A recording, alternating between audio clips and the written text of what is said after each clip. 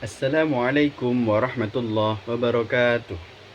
Perkenalkan, nama saya Muhammad Adib Ali, biasa dipanggil Adib.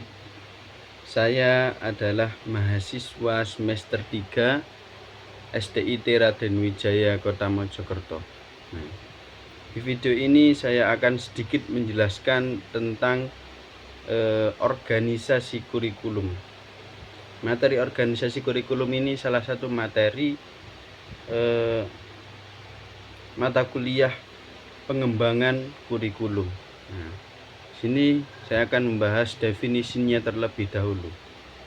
Organisasi kurikulum merupakan pola atau desain bahan kurikulum yang tujuannya untuk mempermudah siswa dalam mempelajari bahan pelajaran serta mempermudah siswa dalam melakukan kegiatan belajar sehingga tujuan pembelajaran dapat dicapai secara efektif. Nah, bisa kita simpulkan bahwa definisi tersebut bisa mencakup atau intinya mempermudah pembelajaran untuk siswa. Nah, struktur organisasi kurikulum dapat dibedakan menjadi dua macam, yaitu vertikal dan horizontal. Nah, berkaitan dimensi horizontal berkaitan dengan lingkup si kurikulum, sedangkan dimensi vertikal berkenaan dengan penyusunan sequence bahan berdasarkan urutan tingkat kesukaran. Nah, organisasi kurikulum merupakan asas yang sangat penting bagi proses pengembangan kurikulum dan berhubungan erat dengan tujuan pembelajaran, sebab menentukan isi bahan pembelajaran, menentukan cara menyampaikan bahan pembelajaran, menentukan bentuk pengalaman yang akan disajikan kepada terdidik, dan menentukan peranan pendidik dan terdidik dalam implementasi kurikulum. Organisasi kurikulum terdiri dari mata ajar tertentu yang secara tradisional. Nah, dimensi organisasi kurikulum mempunyai dua dimensi pokok, yaitu dimensi isi dan dimensi pengalaman bagi pengembang kurikulum. Dua hal ini sering membingungkan karena tidak ada batasan yang tegas. Ya.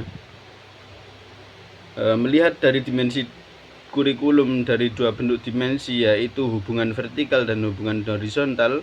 Hubungan organisasi vertikal adalah hubungan kesempatan belajar untuk minggu pertama dan kedua, sedangkan hubungan organisasi horizontal adalah hubungan kesempatan belajar yang terdapat dalam kelas setingkat mata pelajaran dan situasi. Nah, yang kedua yakni jenis-jenis organisasi kurikulum. Yang pertama adalah subject matter, yaitu kurikulum yang terdiri atas mata pelajaran yang terpisah-pisah. Materi yang dipelajari oleh siswa telah disusun secara logis oleh para ahli bidang studi. Contohnya pelajaran sejarah dan biologi. Yang kedua, broad field atau fused atau correlated kurikulum, yaitu kurikulum yang disusun dengan mengkorelasikan atau menggabungkan sejumlah mata pelajaran dan satu kesatuan. Demikian terjadi perkawinan antar mata pelajaran sejenis. Nah, contohnya itu ada di IPA, IPS, Matematika, Bahasa Indonesia, dan Kesenian. Yang ketiga